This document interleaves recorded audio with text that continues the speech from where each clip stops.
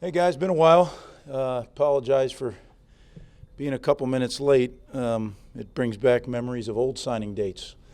So I was on a phone call that was no disrespect to you guys, but I had to make a choice, and I made the choice that was the right one. Stay on that call. But again, great to see everybody. Happy New Year to you guys. Hope everything's going well. Today's a big day. It is a big day because we're welcoming 33 new players to our program. And that doesn't happen without the efforts of a lot of people. I'd like to recognize first and foremost Eric Josephs, who is our Director of Player Personnel, has just done an incredible job from the day really I took the job here back in 2019. He's been unbelievable with the drive and the determination, and his entire staff, his recruiting staff's been phenomenal. Our coaches have been really unrelenting in pursuit of the kind of people that we want to have in our program, and not only just our coaches but our entire staff. You know, it's a family effort here. Everybody from our strength coaches to our nutritionists to our trainers, everybody was involved in an unconventional year, obviously, with not being able to have visitors at all, right? It was weird when some of our guys reported mid-year and had never seen the university, some of these kids. So very different year, but the work and the effort that went into it I thought was uncommon, and I thank our people for doing that. And then last but certainly not least, our players.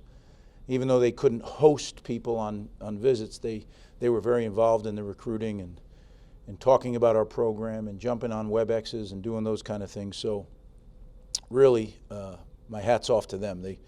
A lot of people put a lot of effort and a lot of heart and grit into this to come up with a class that we're very pleased with. It's huge that we're having these 33 guys, but I think it's even bigger the buzz that's going on around Rutgers football. And that's the most important thing to me. And I've said this before to our team, and I've said it to you. To me, 99% of destination is direction. And if we can just keep heading in the right direction, we're going to get there. And, you know, I had no visions of grandeur. This was going to be a overnight trip. But today and everything that's led up today is a big step, right? There's baby steps and then there's big steps. Today's a big step. You know, I look at the class, it has, I think, the thing that jumps out at you, number one, is the kind of people that we brought onto our campus. I'm really excited to follow up our first class, which turned out to be really a special group of kids, now followed up with our next one where we had more time, more opportunity to investigate and to get to know people and to build relationships. I'm thrilled with the kind of people we brought. I'm thrilled with the kind of athletes and football players we brought.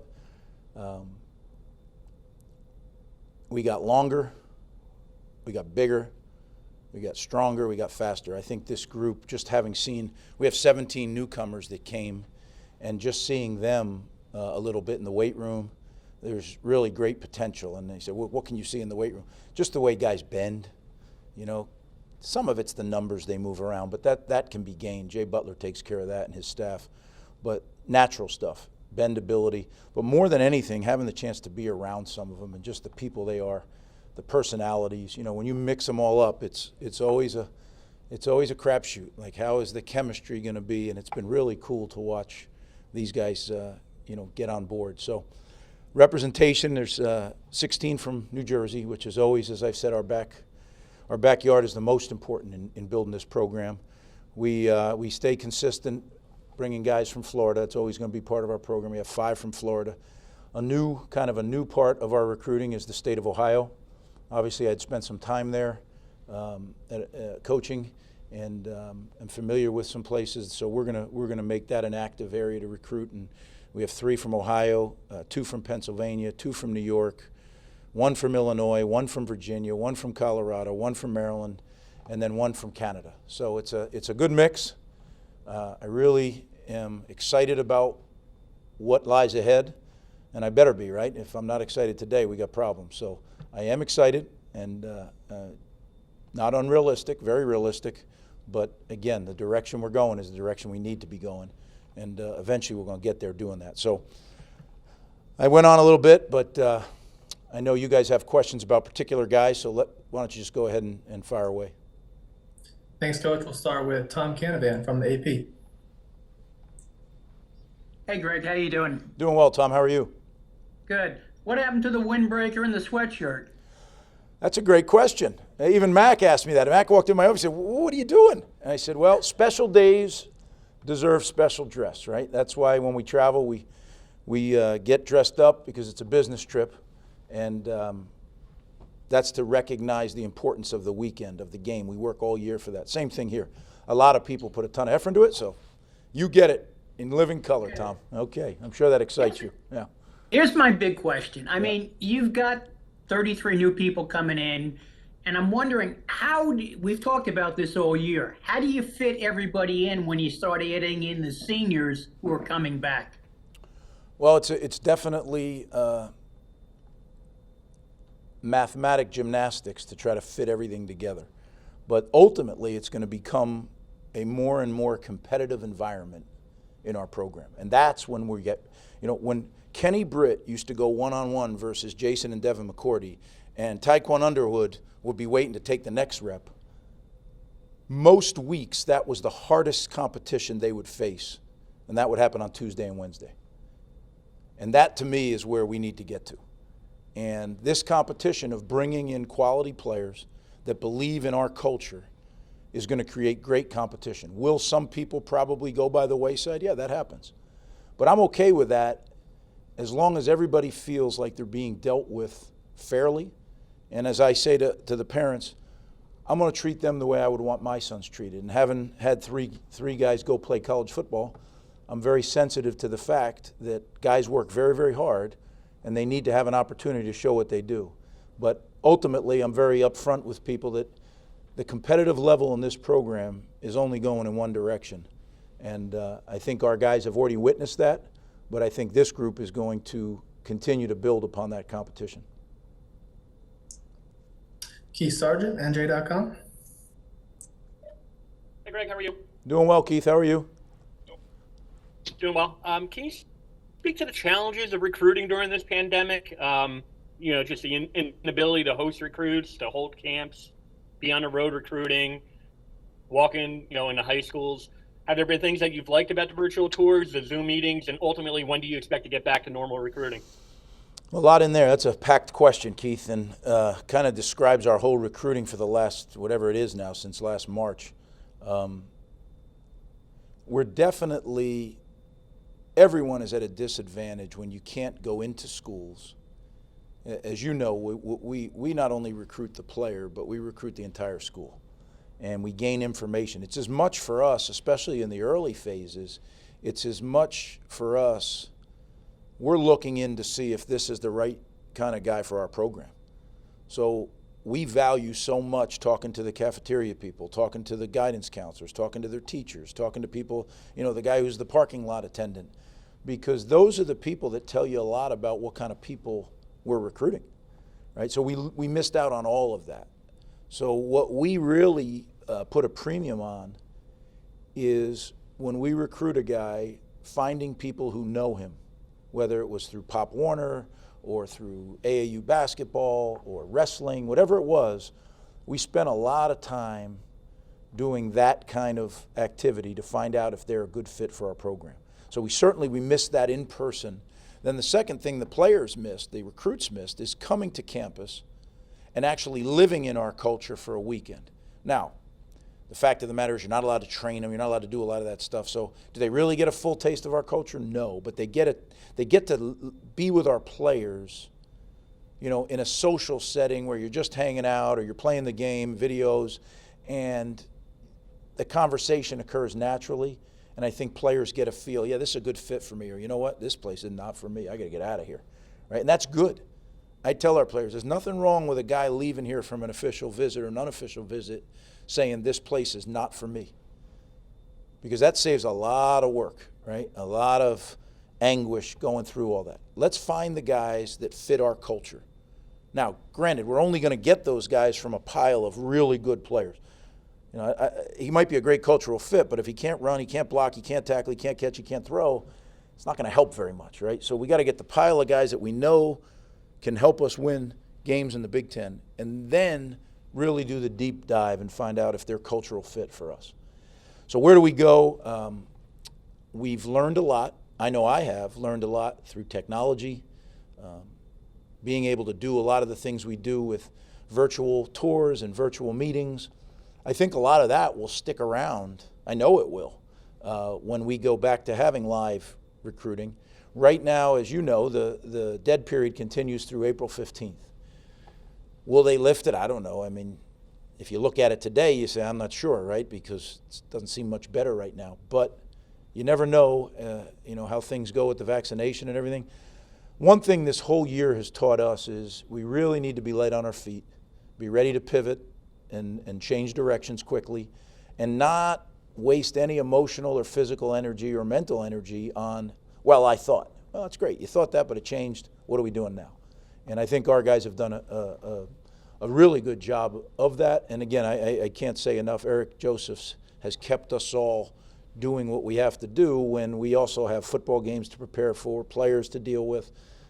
I think it's been a really good team effort. So, yeah, I long for the days when we get back to being able to go recruiting, but, some things are more important than that, and certainly the health of our staff and our players, that's paramount. Go to Bobby Darren, 24/7. Greg, I wanted to ask you about a transfer specifically. Patrice Rene, you just brought in. What made you decide to move on him, and how do you see him fitting into your defense? Well, first and foremost, Patrice is a long, athletic corner, which you guys know I really like that, right? And our staff likes that. But more importantly, or as importantly, that alone would not have been reason.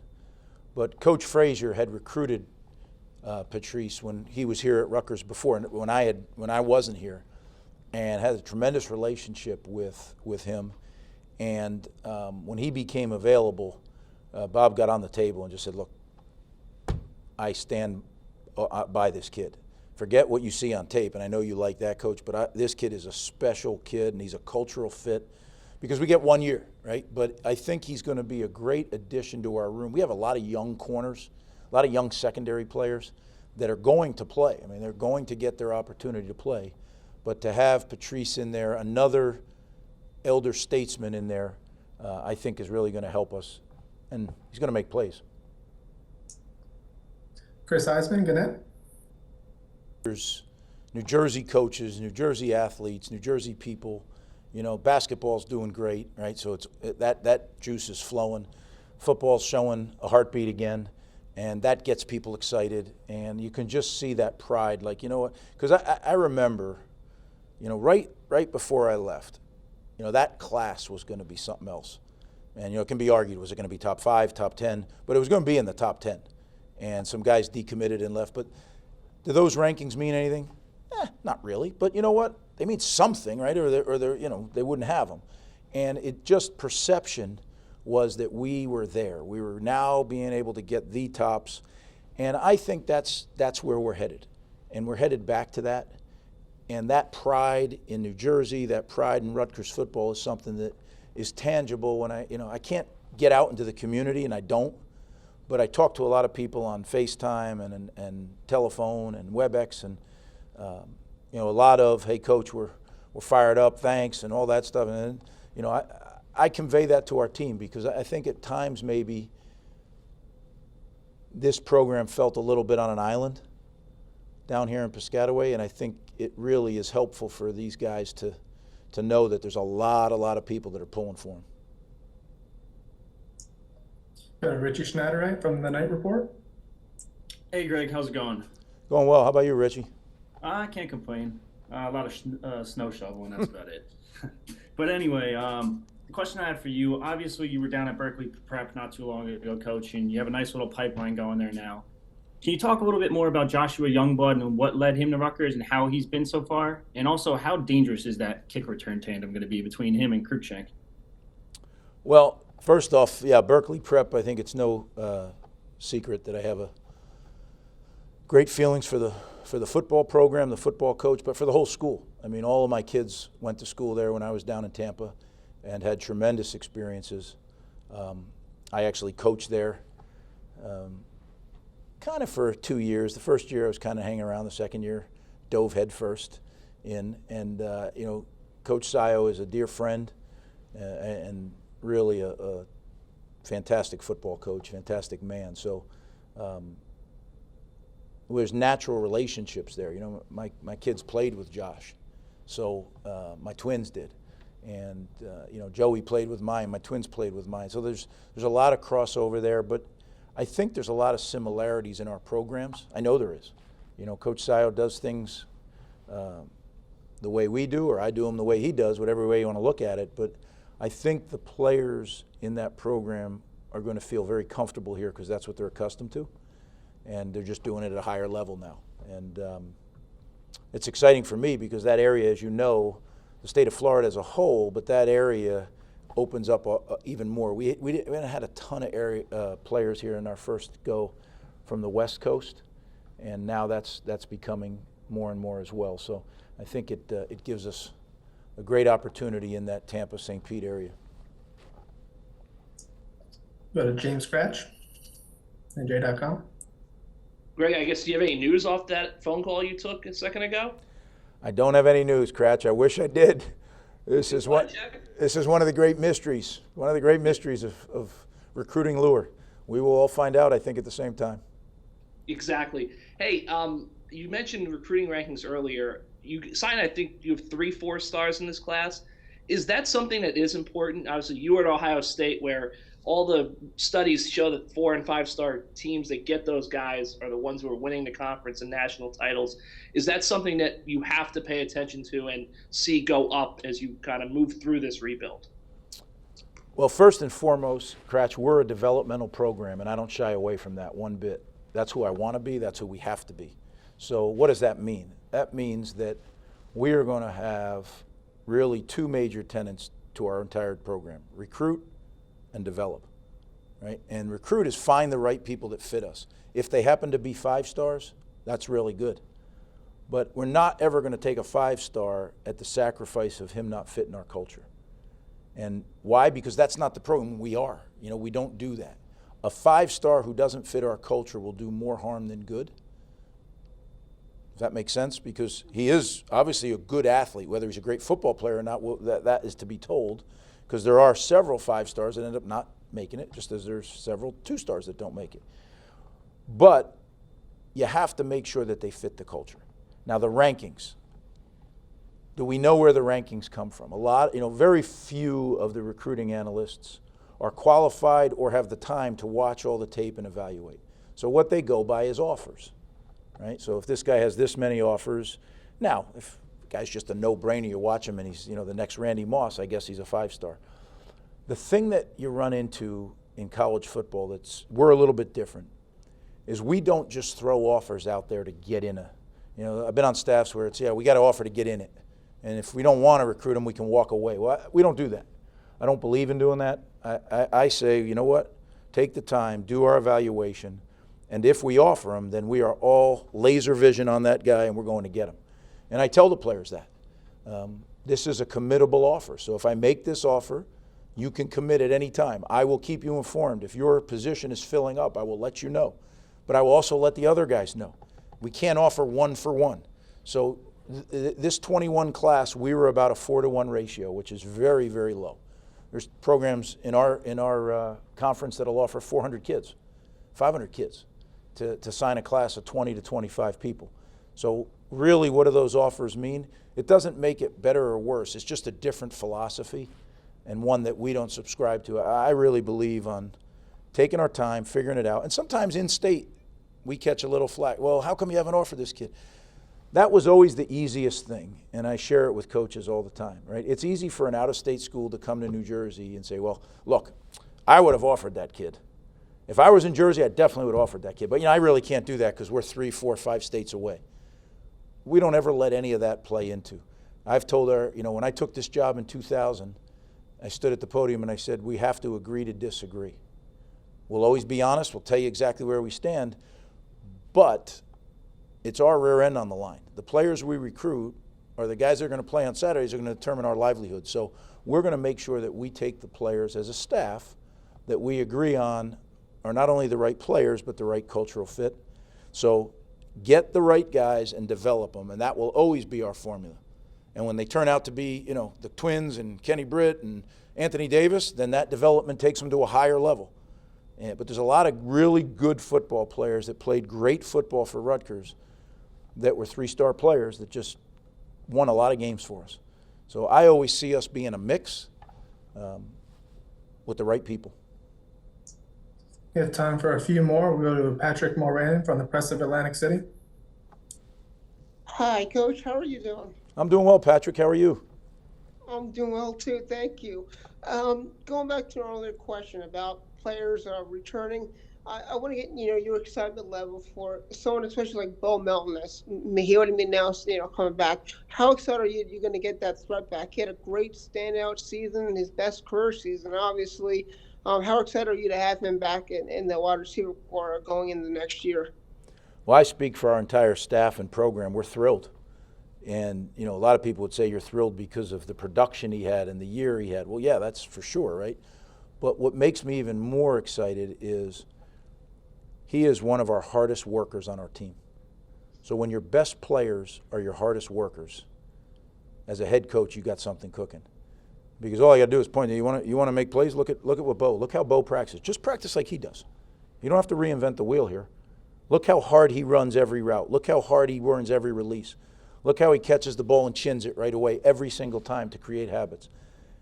And that to me, we have a few of those guys that made the decision to come back that I can point to as the head coach to these young, really talented players and tell them, look, you don't need to create some pathway there. The pathway's already there. Just do what they do.